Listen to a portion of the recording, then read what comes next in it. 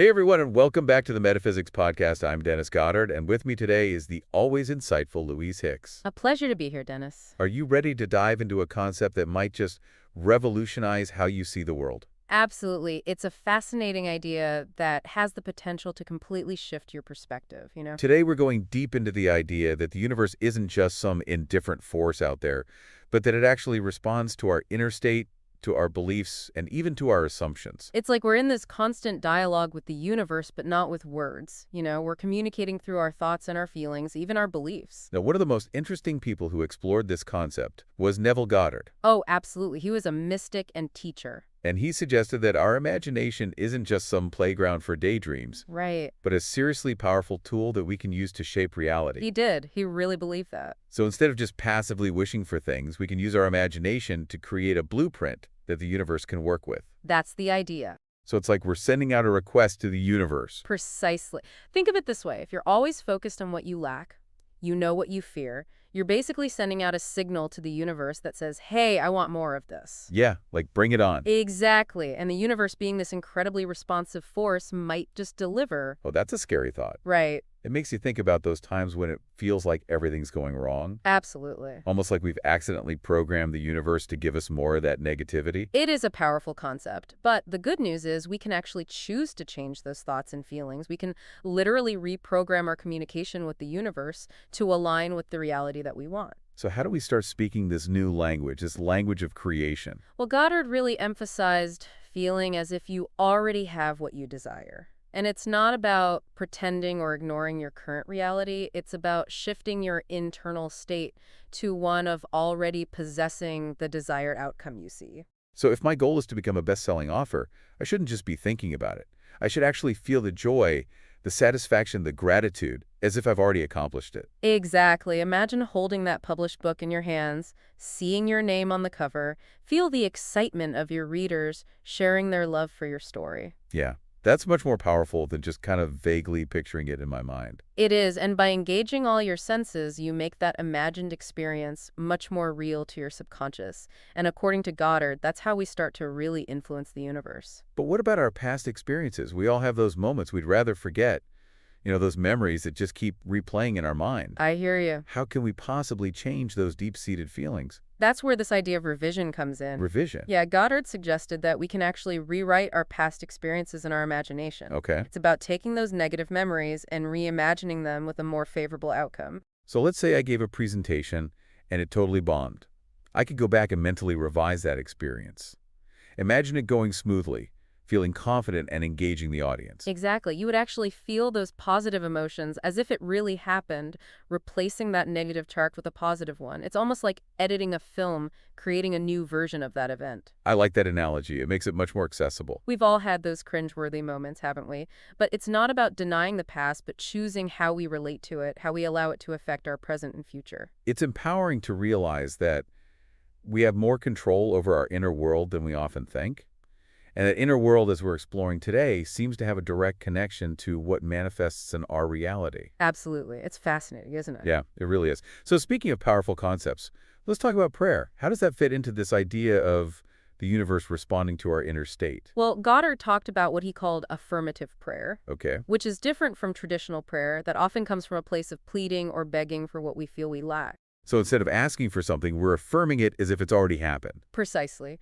We speak from a place of gratitude, acknowledging that we already possess that desired outcome. Interesting. So let's say I'm hoping for a promotion at work. Okay. Instead of saying, please, universe, give me this promotion, I would say something like, thank you, universe, for this incredible opportunity to lead and contribute at a higher level. Perfect example. It's about shifting from a mindset of lack to one of abundance and gratitude. I like that. And this leads us to another interesting concept you mentioned earlier, detachment. Oh, yes. Now, that seems a bit counterintuitive. We're talking about really focusing on our desires, and then we need to detach from them. Right. It may seem paradoxical, but detachment doesn't mean we stop caring about our desires. It's about releasing that anxiety and the need to control how and when they'll manifest. So it's about trusting that the universe has a bigger plan and knows the best way to deliver. Exactly. When we hold on too tightly, we actually create resistance. Oh, I see. But when we loosen our grip and trust in the process, we open ourselves up to possibilities but we might not have even imagined. So it's like placing an order with the universe and then saying, okay, deliver this in a way that serves my highest good. I like that analogy. It's about surrendering to a wisdom that's far greater than our own limited perspective. Okay, that makes sense. We've covered a lot of ground already, and it's incredibly thought-provoking. But before we move on, I'm curious about symbols and how they fit into all of this. They seem to be pretty prevalent across different spiritual traditions. Symbols are incredibly powerful, particularly when we're working with the subconscious mind, which, as we've discussed, plays a key role in how we communicate with the universe. So is it like carrying around a lucky charm? You could think of it that way. Goddard suggested choosing a symbol that represents your desired outcome, something that brings up a strong feeling of already having it. So let's say I'm working towards financial abundance. I might carry a small gold coin in my pocket as a reminder of that goal and to evoke the feeling of prosperity. Exactly. Every time you see or touch that symbol, you're reinforcing that feeling of already having achieved your desire. It's like a little nudge to the universe, a reminder of what you're calling in. You could say that. But all this talk about shaping reality with our thoughts brings up a really important question. And what's that? It's about free will. If we're all influencing the universe with our beliefs and desires, isn't there a chance we could manipulate others against their will? That's a valid concern. It's something to definitely consider. It is, but it's important to remember that conscious creation isn't about controlling or manipulating others. It's about aligning ourselves with a reality where our desires are fulfilled in a way that respects everyone's free will. So it's not about forcing the universe or other people to do our bidding, but rather co-creating a reality where everyone benefits. That's a beautiful way to put it. It's about recognizing that we're all interconnected and that our individual choices and desires all contribute to this larger cosmic tapestry. This is starting to feel less like some mystical concept and more like a practical framework for living with intention. And that's what I find so exciting about exploring these ideas. They challenge us to think outside the box and to embrace a more expansive view of our own potential. Now, this has been an incredible conversation so far, and we've just scratched the surface. For those of you just joining us, stick around for part 2 of our deep dive, where we'll explore even more fascinating concepts and practical techniques for aligning with the universe and manifesting your deepest desires. We'll be right back after a short break. Welcome back to the Metaphysics podcast. Before the break, we were talking about symbols and how they can help us connect with the universe. Right, we were exploring how a symbol can be like a physical reminder of our desires and those feelings that we associate with them. Now let's shift gears a bit and talk about another powerful force in this whole idea of conscious creation, gratitude. Okay. We often think of gratitude as a response to receiving something good. Right. But what if gratitude is actually a creative force in itself? So you're saying that gratitude isn't just a reaction, but it's something that can actually shape our reality. Exactly. When we cultivate a state of gratitude, we shift our focus from what we're lacking to what we already have. And that sends a powerful message to the universe, a message of abundance and appreciation. Okay, so instead of dwelling on what's missing, we're appreciating the good that's already present in our lives. Yes. And it goes beyond just acknowledging it. It's about truly feeling that gratitude deep in your heart, savoring that feeling of abundance. I can see how that would shift our energy. It's like tuning into a frequency of appreciation and receptivity. Precisely.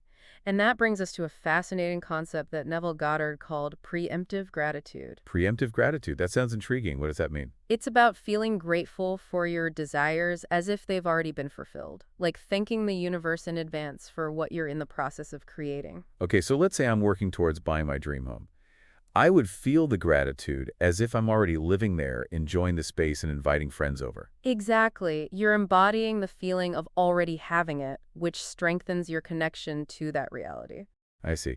By bridging the gap between our current reality and that desired reality through the feeling of gratitude. It is, and this ties back to what we were talking about earlier, this whole idea of living in the end. Right, inhabiting the reality of our desires in our minds and our feelings, even our actions. Exactly. Living in the end isn't about denying our current reality. It's about using our imagination to create a new one and then stepping into it. So someone who wants to start a successful business shouldn't just daydream about it. No. They should feel the satisfactions of actually running that business, making decisions, serving their customers. Yes. Visualize being in their office, interacting with their team, attending industry events.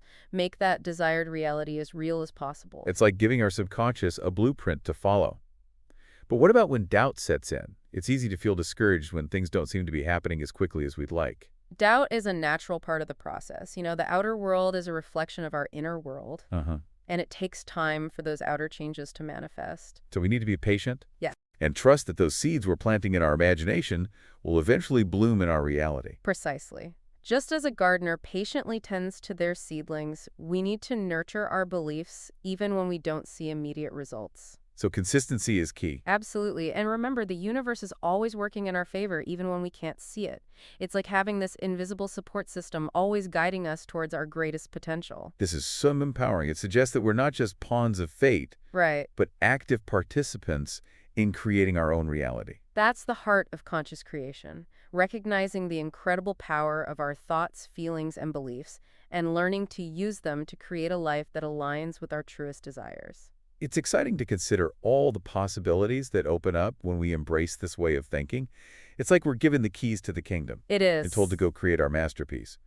But it can also feel a bit daunting. I understand. If we're truly responsible for creating our own reality, does that mean we're also responsible for all the bad stuff, the challenges we face?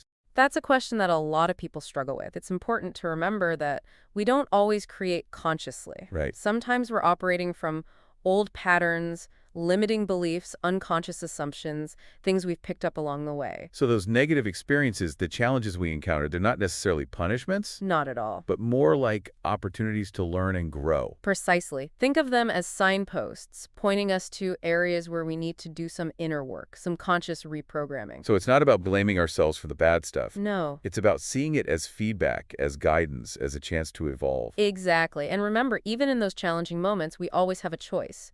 We can react with fear and negativity, or we can choose to respond with love, compassion, understanding. And that shift in perspective, that choice, can make all the difference. Absolutely. It's about remembering that we're not victims of our circumstances. We are powerful creators with the ability to shape our own reality. Even when things are tough, we can choose to focus on the good, to find the lessons, and to emerge from those challenges even stronger and wiser. That's a really powerful reminder. It suggests that even in the midst of difficulty, we have the power to shift our inner state and ultimately influence our outer reality. We do, and that brings us back to the importance of self-awareness. The more we understand our own thoughts, feelings, beliefs, the more conscious we become of how we're creating our reality. And the more conscious we become, the more empowered we are to create a life that truly reflects our deepest desires and values. This has been such an eye-opening conversation so far, but there's still so much more to explore. So stay tuned for the final part of our deep dive, where we'll delve into some practical techniques for actually putting all these powerful concepts into practice. Welcome back to the Metaphysics Podcast. We've been having such a fascinating conversation about how the universe responds to our inner state and our assumptions about the world. Yeah, it's a really powerful concept, the idea that we're not just passively watching life unfold, Right. but that we're actively involved in shaping our reality. Absolutely. But as we've been discussing, it's one thing to understand these ideas intellectually, but it's a whole other challenge to put them into practice in our everyday lives. You're so right. It does take a real conscious effort to shift our thinking and align with that reality that we're trying to create. So for our listeners who are eager to start applying these principles, what are some concrete steps they can take? Well, I'd say the first step is really cultivating awareness. Just start paying attention to your thoughts and feelings throughout the day. Notice any patterns or beliefs that keep coming up, especially ones that might be holding you back. So becoming an observer of our own inner dialogue. Precisely. And once you're aware of those limiting beliefs, you can start to question them. Okay? Ask yourself, is this belief really true? Or is this actually serving me? And that's where that idea of revision comes in, right? We can consciously choose to rewrite those old stories and create new ones that empower us. Exactly. And remember, revision isn't just about the past. You can use it to revise your present moment, too. Oh, that's interesting. How so? Well, if you're feeling stressed or anxious, take a few moments to reimagine the situation with a more positive outcome. So if I'm stuck in traffic and I'm getting frustrated, I could actually revise that experience in my mind and imagine arriving at my destination feeling calm and relaxed. Exactly. It might seem like a small thing, but it's a powerful way to shift your energy and align with a more positive reality. I like that. Now, we've talked a lot about imagination. Are there any specific practices you'd recommend for really tapping into that creative power? Visualization is one of my favorites. Take some time each day to really vividly imagine yourself living the life you want. Engage all your senses, make it as real as possible in your mind. Okay, so for someone who is working towards financial abundance, they would visualize themselves managing their money with ease, enjoying the freedom that comes with wealth, maybe even giving back to causes that are important to them. Exactly. And it's not just about seeing it, it's about feeling it. Feel that joy, the gratitude, the satisfaction, as if you've already achieved your goal. Now, it sounds like consistency is key here. Is there an ideal time of day or a certain frequency for practicing things like visualization or revision? The best time is whenever you feel most open and receptive. Some people prefer to do it first thing in the morning or right before bed.